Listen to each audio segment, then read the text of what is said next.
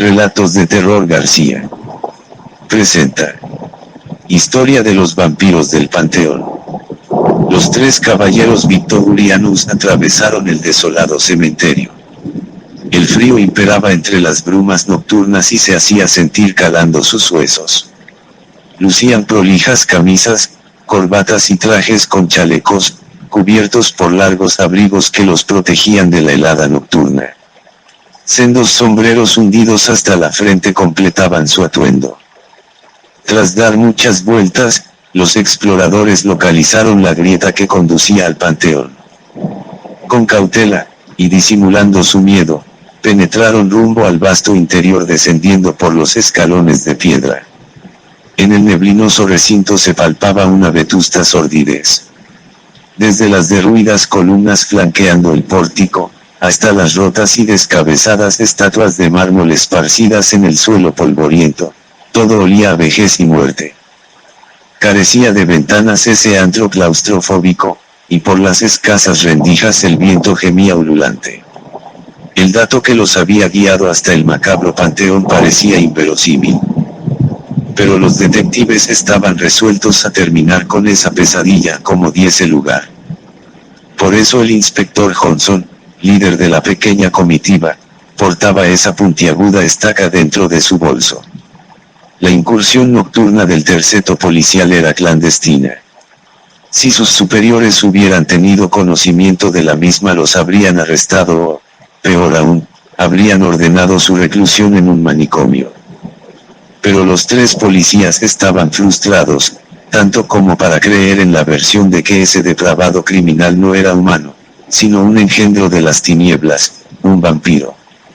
Desde semanas atrás, las orillas del río Támesis se tiñeron de sangre, y el terror se había convertido en amo y señor.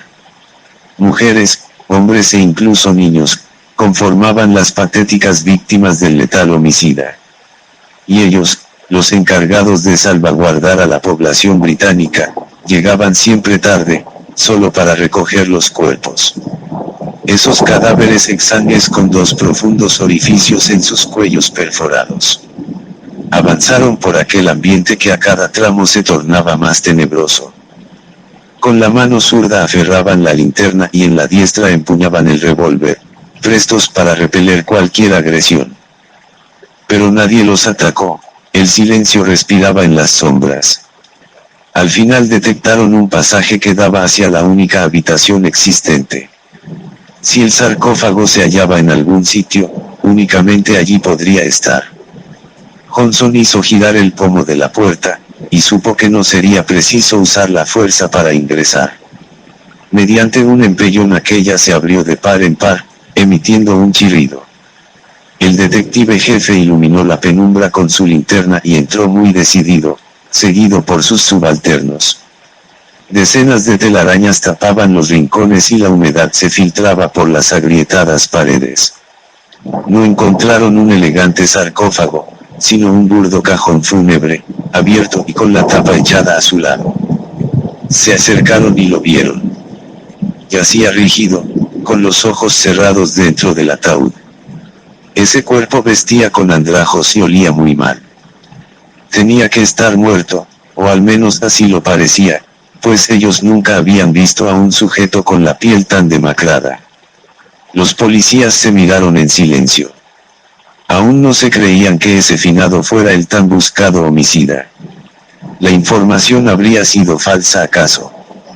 ¿Les habrían tomado el pelo? No sería la primera vez que una carta anónima contuviese una pista errada, ya fuera por ignorancia o por mala fe de su emisor. Pero no podían haber ido hasta allí en vano en esa noche gélida. No podían estar inútilmente en ese paraje abominable, con el corazón palpitando al máximo y sintiendo pavor, aunque fingieran coraje. Johnson colocó la punta de la estaca sobre el tórax inerme del difunto. De un muerto, sin duda, tenía que tratarse, porque estaba claro que ese tipo no respiraba desde hacía mucho tiempo. Es más, de hecho se empezaba a descomponer, la fetidez que exhalaba les afectaba el olfato. El inspector levantó su brazo para descargar la masa contra la base del palo aguzado, para traspasar el pecho de aquel ser maldito. La madera se insertó profundamente tajeando la desgastada piel y quebrando los frágiles huesos al atravesar el cuerpo reseco, hasta clavarse en la columna vertebral. Los policías suspiraron de alivio, nada anormal había sucedido. Pero entonces sobre sus cabezas oyeron alaridos y, seguidamente, el estrépito de dos cuerpos desplomándose desde el techo. Las siluetas femeninas impactaron contra el piso y, sin mostrar daño alguno, se incorporaron. Sin ser advertidas, habían estado prendidas como lapas a la techumbre. Esas dos mujeres casi desnudas resumaban sensualidad. Con ojos atónitos los detectives las observaron aproximarse. No se mostraban violentas, sino que parecían ofrecerse sexualmente.